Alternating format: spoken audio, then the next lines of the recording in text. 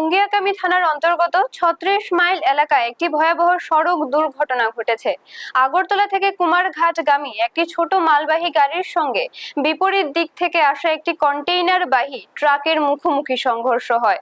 সংঘর্ষের তীব্রতা এতটাই বেশি ছিল যে ছোট মালবাহী গাড়িটির সামনের অংশ সম্পূর্ণ ভেঙে যায় এবং চালক বাবুল দাস বৈষ্ণব ভেতরে আটকে পড়েন।